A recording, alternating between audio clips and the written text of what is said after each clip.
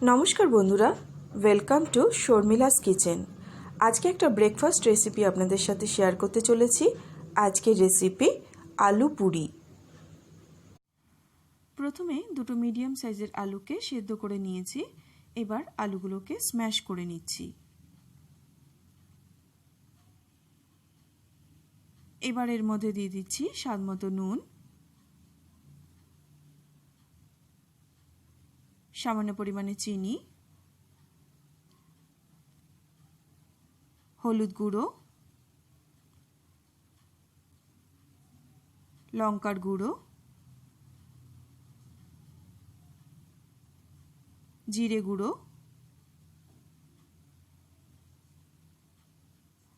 গরম মশলা গুঁড়ো,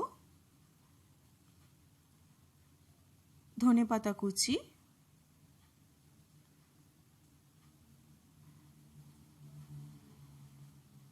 জোয়ান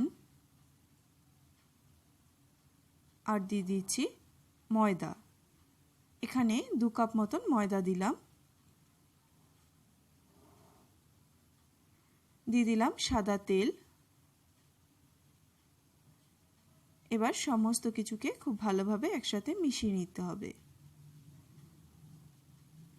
প্রথমেই জল দিয়ে মাখবো না, প্রথমে সমস্ত কিছুকে একসাথে মিশিয়ে নিয়ে এবার অল্প অল্প করে জল দিয়ে ময়দাটাকে মেখে নিতে হবে। ঠিক আমরা লুচি বা পরোটার জন্য যেরকম ময়দা মাখি সেইভাবেই ময়দাটাকে মেখে নিতে হবে।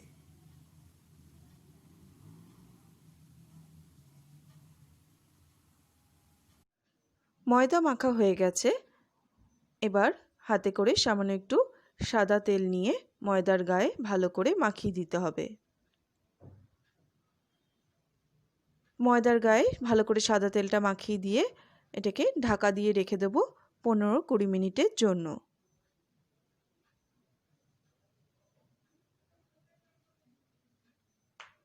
পনেরো মিনিট বাদে ময়দাটাকে আবারও একটু ভালোভাবে মেখে নিয়ে এবার এর থেকে লেচি তৈরি করে নিতে হবে। এরকম ছোট ছোট করে লেচি তৈরি করে নিচ্ছি। এবার পুরিগুলোকে বেলে নেব। তার জন্য বেলুন চাকির গায়ে ভালো করে তেল মাখিয়ে নিলাম। এবার একটা একটা করে লেচি নিয়ে পুরিগুলোকে বেলে নেব। আমি এখানে তেল দিয়ে বেলছি, আপনারা চাইলে শুকনো ময়দা ছড়িয়ে বেলে নিতে পারেন। তবে অবশ্যই একটু পাতলা করে বেলবেন, তাহলে তেলে দেওয়া মাত্রই পুরিগুলো খুব সুন্দর ফুলে উঠবে। আলু পুরিগুলো ভাজবার জন্য কড়াইতে রিফাইন্ড অয়েল গরম করে নিয়েছি।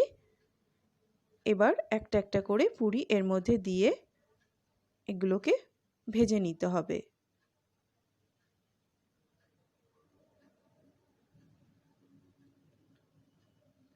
ঠিক এইভাবে এপিট ওপিট করে উল্টে পাল্টে ভেজে নিলে কিন্তু গরম গরম আলু পুরি একদম রেডি।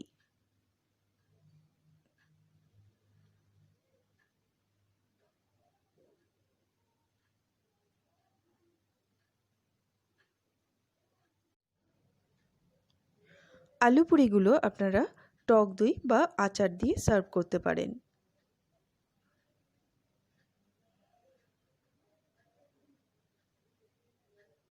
রেসিপি ভালো লাগলে প্লিজ লাইক করবেন, শেয়ার করবেন এবং আমার চ্যানেলটি অবশ্যই সাবস্ক্রাইব করে নেবেন।